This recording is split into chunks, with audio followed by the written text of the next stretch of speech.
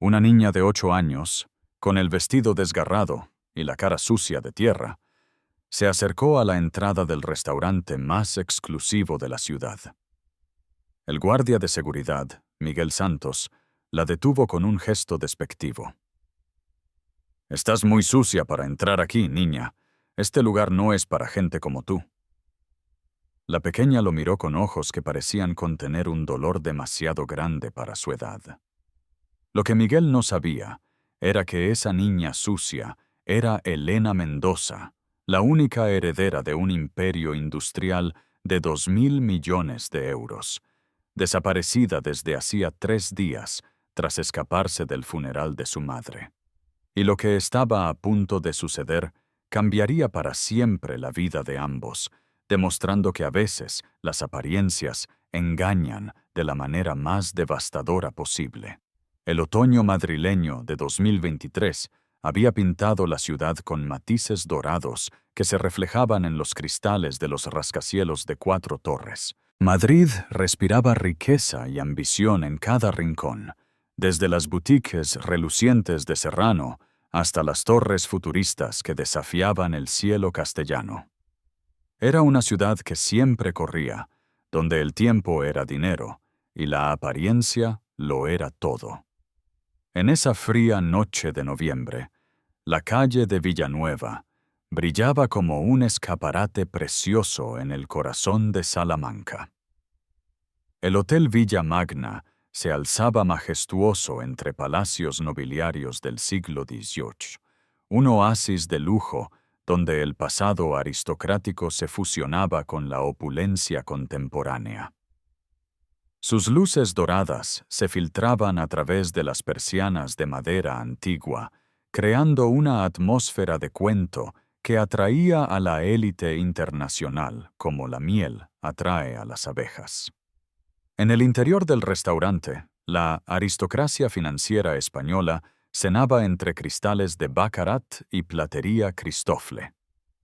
Cada mesa contaba una historia de poder. Aquí un ministro discutía contratos millonarios. Allá un magnate del automóvil se sellaba acuerdos que cambiarían el futuro de la industria europea. Las conversaciones se entrelazaban en un susurro elegante salpicadas por el tintineo de copas de champán Dom Perignon y el roce de trajes firmados. Era el templo del capitalismo madrileño, donde un simple apretón de manos podía valer más que el PIB de una pequeña nación. En este santuario de la riqueza, cada detalle estaba cuidado a la perfección. Desde los camareros en smoking que se movían como bailarines silentes, hasta los ramos de orquídeas raras que perfumaban el aire con esencias exóticas, hasta las obras de arte contemporáneo que adornaban las paredes como bendiciones modernas, Miguel Santos custodiaba este paraíso terrenal con el orgullo de un cruzado que defiende Tierra Santa. A 42 años encarnaba la perfecta metamorfosis social española, de hijo de la clase obrera a guardián de la burguesía más refinada. Su trayectoria vital había sido una escalada implacable hacia la respetabilidad. Partiendo de los bloques grises de Vallecas, donde había crecido entre el aroma de cocido dominical y los sueños de una vida mejor. El uniforme de Miguel era impecable como el de un general. Botones dorados pulidos cada mañana, pantalones con raya perfecta, zapatos negros que reflejaban las luces como espejos. Pero era su actitud la que contaba la verdadera historia. La espalda recta de quien ha conquistado su lugar en el mundo. La mirada segura de quien conoce las reglas no escritas de la sociedad y las aplica con rigor militar. Para Miguel, el Villa Magna no era solo un lugar de trabajo. Era la confirmación tangible de que el sistema meritocrático funcionaba. Él era la prueba viviente de que con esfuerzo y dedicación se podía saltar de clase social, abandonar para siempre el olor de sudor y fatiga de las fábricas, para respirar el perfume refinado del éxito. Cada noche, cuando veía bajar de las limusinas a industriales en trajes de miles de euros, sentía que formaba parte de ese mundo, aunque fuera desde la posición de humilde guardián. Su filosofía de vida era simple e inflexible. Existía un orden natural de las cosas, una jerarquía social que no debía ser perturbada. Los ricos estaban arriba porque se lo merecían.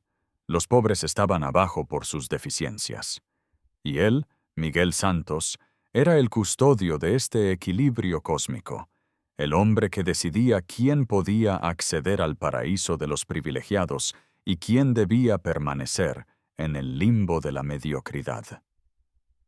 Esa noche, mientras observaba el ballet elegante de Bentley, Mercedes y Lamborghini, que depositaban pasajeros relucientes ante la entrada, Miguel se sentía particularmente satisfecho de su papel. El frío noviembre mordía el aire, pero él estaba caliente en su posición de poder, protegido por la certeza de estar en el lugar correcto, en el momento correcto de la historia. Fue en ese momento de autocomplacencia cuando vio emerger de las sombras una figura que parecía pertenecer a otro universo. Una niña de unos 8 años se acercaba lentamente al hotel y cada paso que daba parecía aumentar el contraste estridente con el ambiente circundante. Era como si dos mundos paralelos estuvieran a punto de chocar en el umbral dorado del Villa Magna. El vestido de la niña contaba una historia trágica sin necesidad de palabras. Había sido claramente un vestido caro, probablemente comprado en una de esas boutiques para niños de la calle Serrano, donde los precios empiezan por cifras que Miguel ganaba en una semana. Pero ahora ese vestido floreado estaba reducido a jirones sucios, manchado de barro y lágrimas, desgarrado en varios puntos como si hubiera sobrevivido a una guerra. El cabello castaño de la niña estaba despeinado y enmarañado, pegado a la cabeza por la humedad y la falta de cuidados. Su carita pequeña y delicada, que debía haber sido la de una princesita mimada, ahora llevaba las marcas de la calle. Mejillas hundidas por el hambre, ojos con ojeras por el cansancio, la piel sucia de esa pátina gris que solo quien duerme a la intemperie conoce. Pero eran sus ojos los que contaban la historia más devastadora, ojos verdes como esmeraldas, grandes y expresivos, que parecían haber visto demasiado dolor para pertenecer a una niña. En esa mirada había una tristeza antigua, una conciencia del sufrimiento que no debería tocar nunca la inocencia de la infancia. Era la mirada de quien ha perdido todo y aún está tratando de entender por qué el mundo se volvió repentinamente tan cruel. Elena Mendoza llevaba sobre los hombros el peso de una tragedia que habría doblado incluso a un adulto. Era la última heredera de una dinastía industrial que había forjado la España moderna, la hija de Carmen Mendoza, la mujer que había transformado una pequeña siderúrgica asturiana en un coloso internacional que daba trabajo a 100.000 personas en 3 continentes. La historia de la familia Mendoza era una saga épica del capitalismo español. El abuelo de Elena, José Mendoza, había comenzado en 1953 con una pequeña fundición en Gijón, trabajando 18 horas al día con las manos que se agrietaban por el calor de los hornos. Su hijo Carlos había transformado esa actividad artesanal en una industria moderna, expandiéndose en el acero especial y la mecánica de precisión. Pero había sido Carmen casándose con Carlos y convirtiéndose en la primera mujer CEO de un grupo siderúrgico español, quien llevó la empresa al Olimpo de la economía global. Con una visión estratégica que combinaba intuición femenina y despiadada empresarial, había diversificado las inversiones en energía renovable, tecnología aeroespacial, inmobiliaria de lujo. Bajo su dirección, el Grupo Mendoza se había convertido en un imperio de 2.000 millones de euros que influía en la economía de media Europa. Elena había crecido en este mundo de privilegios absolutos, pero también de responsabilidades enormes. Desde pequeña, su madre le había explicado que con la riqueza viene el deber de mejorar el mundo, que el dinero es una herramienta para crear bienestar, no solo para acumular lujos. Carmen había criado a su hija con valores sólidos, respeto por quien trabaja, generosidad hacia quien tiene menos, humildad a pesar de los privilegios. Su vida había sido un equilibrio perfecto entre opulencia y normalidad. Sí, vivían en un ático de 20 millones de euros con vista al retiro, viajaban en jet privado y tenían una villa en Marbella. Pero Carmen siempre había hecho que Elena frecuentara una escuela pública, que ayudara en las obras benéficas de la empresa, que entendiera el valor del dinero viendo de cerca a quien no lo tenía. El primer golpe del destino había llegado 2 años antes, cuando Carlos Mendoza murió en un trágico accidente aéreo mientras regresaba de un viaje de negocios a Nueva York. Elena recordaba aún esa tarde maldita. Había vuelto del colegio y había encontrado a su madre sentada en el suelo del salón, aún con el viaje de oficina, llorando mientras veía el telediario que anunciaba la noticia. Desde ese momento, Carmen había tenido que ser simultáneamente la CEO más poderosa de España y una madre soltera que criaba a una niña en el dolor. Elena había visto a su madre transformarse en una guerrera, luchar cada día para mantener en pie un imperio, mientras el corazón le sangraba por la pérdida del hombre que amaba. Las reuniones del Consejo de Administración se alternaban con las tareas de matemáticas, las conferencias de prensa internacionales con los cuentos de buenas noches. Durante 2 años, madre e hija habían formado un equipo invencible. Carmen había protegido a Elena de todo, creando a su alrededor una burbuja de normalidad y amor que la mantenía a salvo de las presiones del mundo de los negocios. Elena, por su parte, se había convertido en la fuerza secreta de su madre, la razón por la que Carmen encontraba la energía para levantarse cada mañana y conquistar el mundo. Pero el cáncer no mira a nadie, ni siquiera a las mujeres más poderosas del planeta. El diagnóstico había llegado como un rayo en cielo sereno. Tumor de páncreas, estadio avanzado, pronóstico reservado. Carmen había luchado como una leona, sometiéndose a los tratamientos más innovadores, volando a los mejores hospitales del mundo, gastando fortunas para encontrar una esperanza. Pero la enfermedad había sido más fuerte que su voluntad de hierro. Los últimos meses habían sido un calvario que transformó a la mujer más temida de las salas de juntas en una figura frágil y demacrada. Elena había asistido a la desintegración física de su madre sin perder nunca la esperanza, leyéndole libros durante la quimioterapia, sosteniéndole la mano durante las noches de insomnio, susurrándole que todo iba a estar bien, incluso cuando ambas sabían que no era verdad. Carmen había muerto un martes por la mañana de octubre, mientras afuera llovía y Madrid se despertaba ignorando que había perdido a una de sus hijas más ilustres. Elena estaba con ella. Había sentido el último aliento de su madre, había visto esos ojos que siempre la habían protegido cerrarse para siempre. En ese momento, a los 8 años, Elena Mendoza se había convertido en la huérfana más rica de España y en la niña más sola del mundo. El funeral había sido un evento de Estado. La Catedral de la Almudena desbordaba de poderosos venidos de todo el mundo para rendir homenaje a Carmen Mendoza. Había ministros, capitanes de industria, embajadores, artistas, intelectuales.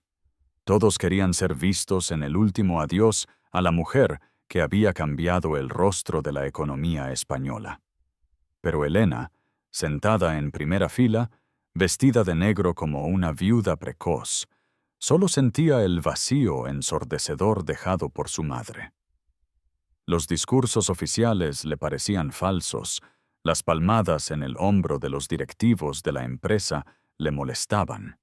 Los susurros sobre su futuro patrimonial la nauseaban. Todos hablaban de Carmen como de un símbolo, un icono, una leyenda. Nadie hablaba de ella como de la mamá que le preparaba tortitas los domingos por la mañana. Cuando el arzobispo comenzó la homilía final, Elena ya no pudo soportar más esa farsa. Se levantó de la silla, ignoró las llamadas susurradas de los tutores legales y corrió fuera de la catedral, mientras todos estaban concentrados en la ceremonia. Nadie la siguió inmediatamente, demasiado ocupados con el protocolo y la importancia del evento. Cuando finalmente se dieron cuenta de su huida, Elena ya había desaparecido en el laberinto de Madrid. Durante 5 días, la niña más rica de España vivió como cualquier huérfana por las calles de su ciudad. Durmió en portales de Malasaña, bajo puentes del Manzanares, en rincones escondidos de Lavapiés. Comió lo que encontró en las papeleras, bebió agua de las fuentes públicas, se lavó en los baños de las estaciones. En esos días, aprendió cosas que ningún niño debería saber. Que el hambre es un dolor físico que te roe el estómago, que el frío de noviembre penetra en los huesos cuando no tienes una cama, que los adultos te miran con sospecha cuando estás sucio. Pero sobre todo Elena descubrió una verdad terrible, que ser multimillonaria en el papel no significa nada cuando el corazón está pobre de todo lo que importa. Todo el dinero del mundo no podía devolverle a su madre, no podía borrarle el dolor, no podía hacerla sentir de nuevo segura. La riqueza se había convertido en un peso insoportable, una marca que la separaba del resto del mundo en lugar de protegerla. Durante esas noches de insomnio en la calle, Elena repensaba en las palabras de su madre. El dinero es una herramienta, no un fin. Lo que realmente importa son las personas que amas y que te aman. Ahora que las personas que la amaban habían muerto, ¿para qué servían esos miles de millones? Era solo una niña de 8 años con una cuenta bancaria que ni siquiera podía imaginar, pero sin nadie que la abrazara cuando tenía pesadillas. La quinta noche de su fuga, mientras vagaba sin rumbo por el centro de Madrid, Elena se encontró en la calle Villanueva. Las luces doradas del Villa Magna la golpearon como un puñetazo de nostalgia. En ese lugar había vivido algunos de los momentos más felices con su madre. Los cumpleaños especiales, las cenas después de las ceremonias de premios, los tés de la tarde cuando Carmen quería mimarla un poco. Recordaba cada detalle de esos encuentros, el perfume de las flores frescas en la entrada, el maître que siempre le sonreía y le regalaba un chocolatito especial, los camareros que la trataban como a una princesita. En ese restaurante se había sentido amada, protegida, especial. ¿Te está gustando esta historia? Deja un like y suscríbete al canal. Ahora, continuamos con el video. Era el símbolo de un tiempo en que el mundo aún tenía sentido. En su mente de niña desesperada, ese lugar representaba más que un simple restaurante. Era un portal hacia el pasado, un refugio donde quizás habría podido encontrar un pedazo de su madre, un rastro del amor que había perdido. No pensaba en el dinero o en su estatus social. Pensaba solo en la necesidad desesperada de sentirse de nuevo segura en un mundo que se había vuelto demasiado grande y aterrador. Mientras se acercaba a la entrada, Elena no notó las miradas asqueadas de los huéspedes elegantes que salían de sus coches de lujo. No se dio cuenta de cuánto desentonaba su apariencia con el ambiente refinado del Villa Magna. Era solo una niña que buscaba hogar, que esperaba encontrar un pequeño rincón de paraíso en un infierno que no merecía. Miguel la vio llegar cuando aún estaba a 20 metros de la entrada, e inmediatamente cada fibra de su ser se puso en alerta. Una niña reducida a esas condiciones delante del hotel más prestigioso de Madrid era un escenario que violaba cada principio en el que creía, una disonancia intolerable en la sinfonía perfecta del lujo que estaba llamado a proteger. Su primer impulso fue de desprecio visceral. Miró a Elena y vio todo lo que detestaba: la pobreza que ensuciaba la belleza, el desorden que amenazaba la armonía, la debilidad que contaminaba la fuerza. En esa niña sucia veía el fantasma de su pasado, el recuerdo de lo que había sido antes de conquistar su posición privilegiada. Miguel se posicionó delante de la puerta de entrada como un gladiador en la arena, los músculos tensos y la mirada dura. Estaba listo para el enfrentamiento, determinado a proteger su mundo de esa pequeña intrusa que representaba todo lo que había pasado la vida combatiendo. No veía a una niña en dificultades, veía una amenaza al orden constituido. Cuando Elena llegó delante de él, Miguel sintió una confirmación de sus convicciones más profundas. La niña estaba visiblemente sucia, malnutrida, vestida con harapos. Era la encarnación perfecta de lo que pasa cuando se pierde el control de la propia vida, cuando se cae de la gracia social. Era la prueba viviente de que existen personas que no merecen estar en lugares como el Villamagna. El choque fue inevitable y devastador. Miguel detuvo a Elena con palabras que salían de lo profundo de sus prejuicios. «Estás muy sucia para entrar aquí, niña. Este lugar no es para gente como tú». Su voz estaba cargada de todo el desprecio que una vida de lucha de clases había sedimentado en su corazón. Pero Elena no era una niña cualquiera. A pesar de su corta edad y las terribles circunstancias que estaba viviendo, llevaba en la sangre el ADN de una familia que había construido imperios y desafiado convenciones. Levantó la mirada hacia Miguel con una dignidad que habría honrado a una reina, y por un momento él entrevió algo en esos ojos verdes que debería haberlo hecho reflexionar. Era una mirada que hablaba de dolores demasiado grandes para una niña, de una sabiduría precoz forjada por el sufrimiento, de una fuerza interior que ninguna apariencia exterior podía ocultar. Por una fracción de segundo, Miguel tuvo la oportunidad de ver más allá de la superficie, de reconocer el alma noble que se escondía detrás de la ropa desgarrada. Pero la ocasión fue desperdiciada. Miguel estaba demasiado cegado por su superioridad moral, autoproclamada, para captar esa señal. Continuó con su ataque verbal, hablando de la madre de Elena, en términos que habrían sido ofensivos para cualquiera, pero que para una niña huérfana eran puñaladas al corazón. Las palabras de Miguel eran como ácido vertido sobre una herida abierta. Elena acababa de perder a la madre más extraordinaria del mundo. Una mujer que había luchado contra el cáncer con la fuerza de 1000 leonas, que había construido un imperio partiendo de nada, que había dedicado cada aliento de su vida al bienestar de su hija.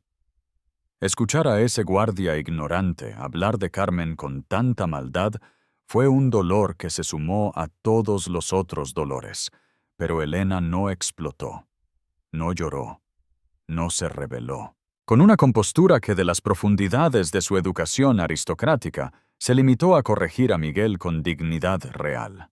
Su madre, explicó con voz firme a pesar de todo, había sido la persona más buena del mundo. Luego, sin agregar nada más, se giró y desapareció en la noche madrileña como un fantasma de nobleza ofendida. Miguel se quedó delante de la entrada del Villamagna con la sensación de haber ganado una batalla importante. Había protegido su mundo de las contaminaciones externas, había mantenido el orden social que consideraba sagrado. Los huéspedes del hotel podían continuar cenando en paz, sabiendo que aún existían hombres como él, guardando su serenidad.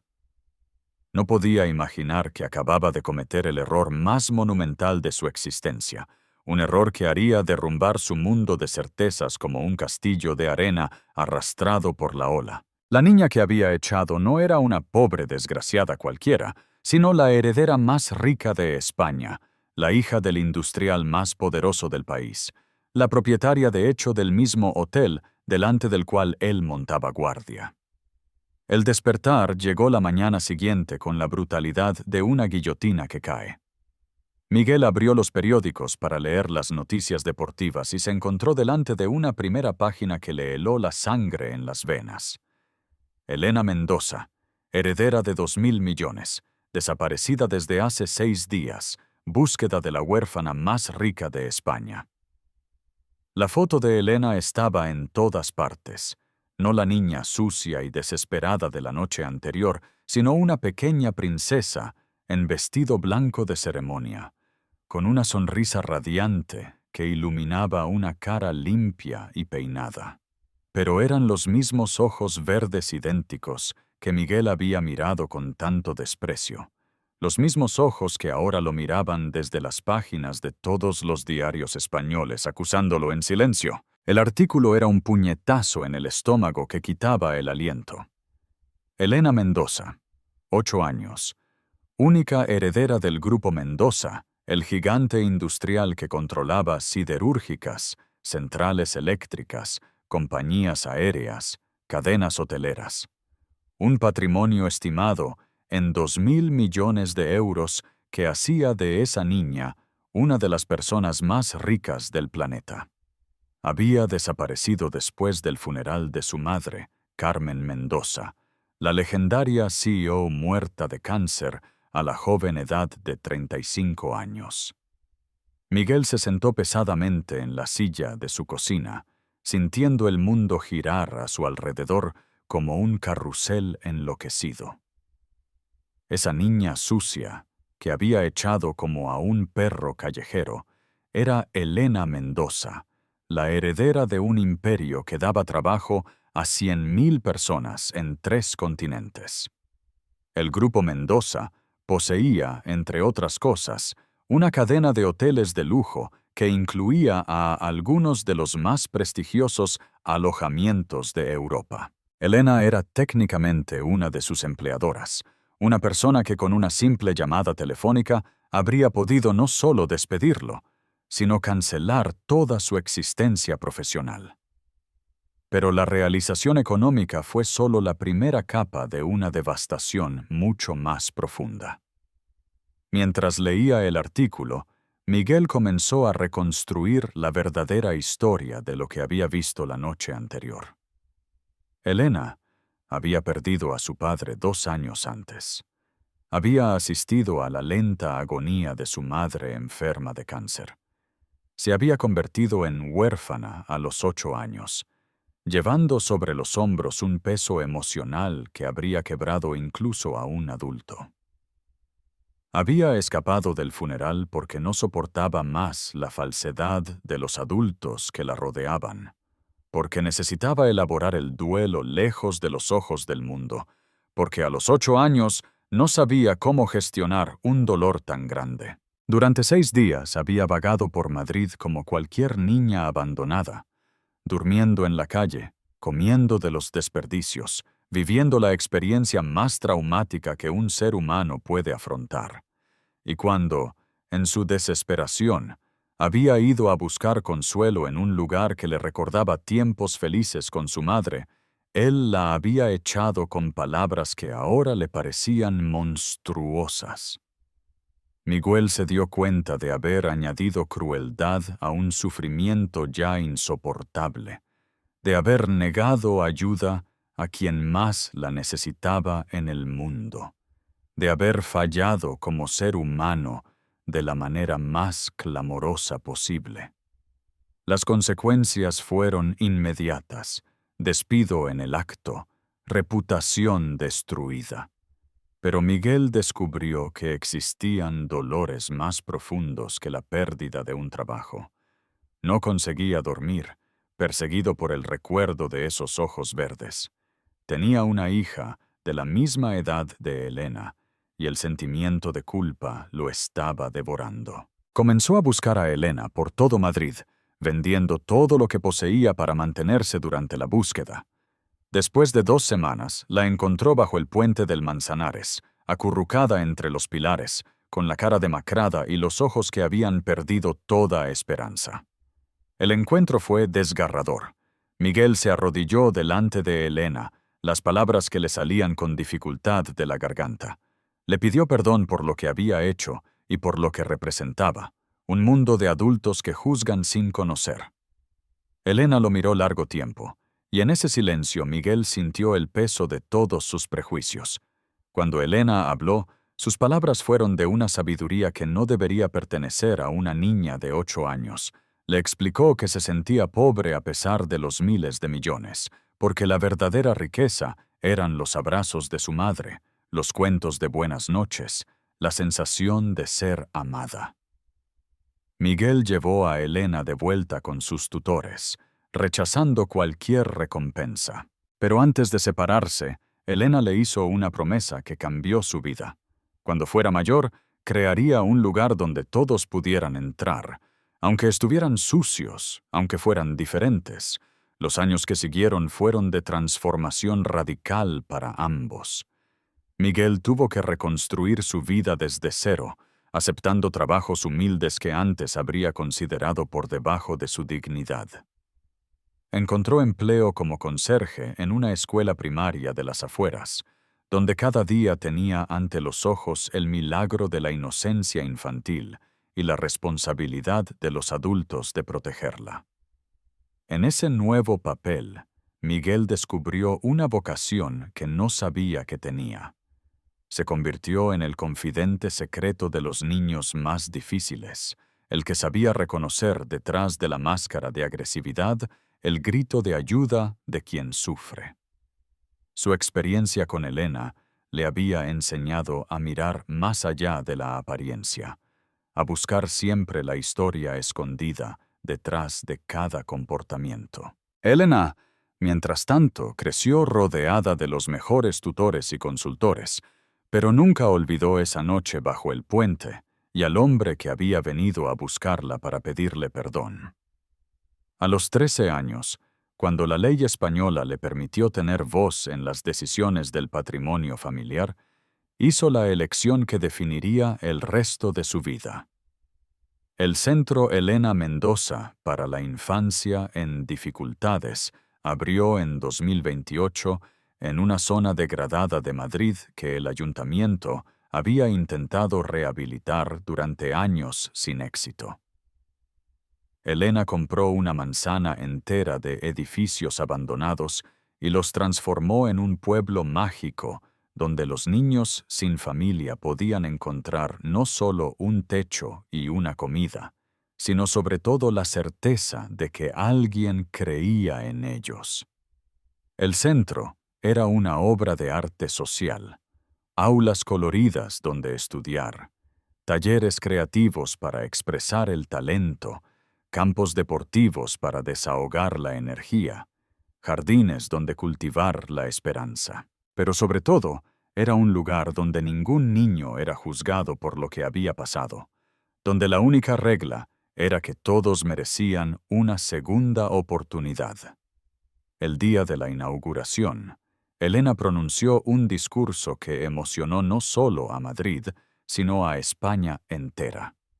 Con la voz firme de quien ha conocido el dolor y ha elegido transformarlo en amor, habló de cómo había aprendido en carne propia que a veces, cuando se está más sucio por fuera, es porque el corazón está sangrando por dentro. Explicó que el centro existía para demostrar que todos merecen una puerta abierta, especialmente cuando el mundo parece haber cerrado todas las demás, y cuando llegó el momento de presentar al responsable de seguridad del centro.